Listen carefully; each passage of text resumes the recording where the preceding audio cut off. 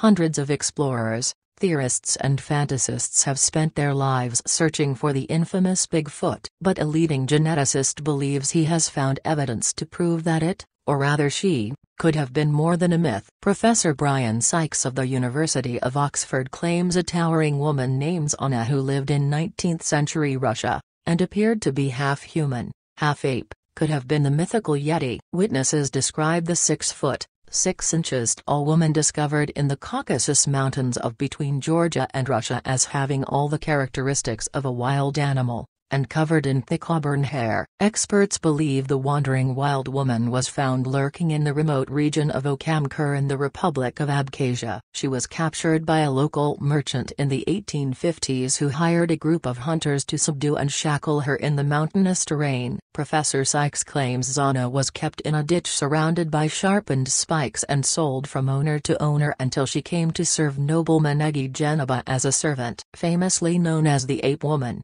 Zana had at least 4 children by local men and some of her descendants still live in the region, The Times reported. Sykes made an astonishing discovery when he carried out saliva tests on 6 of her living relatives and the tooth of her deceased son Quit. The DNA analysis revealed that they all contained the right amount of African DNA for Zana the Ape Woman to be 100% African, but remarkably she did not resemble any known group. Her resemblance was that of a wild beast, the most frightening feature of which was her expression, which was pure animal, one Russian zoologist wrote in 1996. The man who organized various eyewitness accounts of Zana wrote, "Her athletic power was enormous. She would outrun a horse and swim across the Moskva River even when it rose in violent high tide."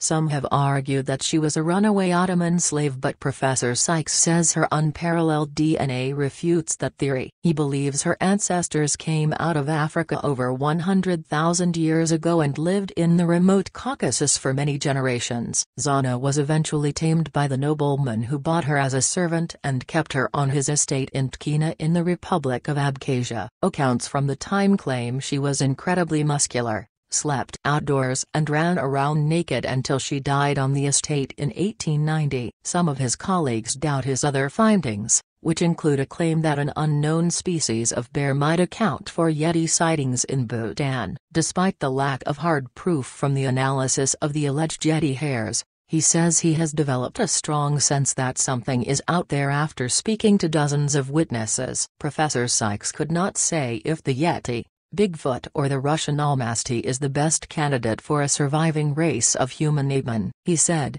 "Bigfoot has many more people trying to find it, but I suppose either the Yeti or the Almasty, which live in inaccessible and very thinly populated regions, is the most likely."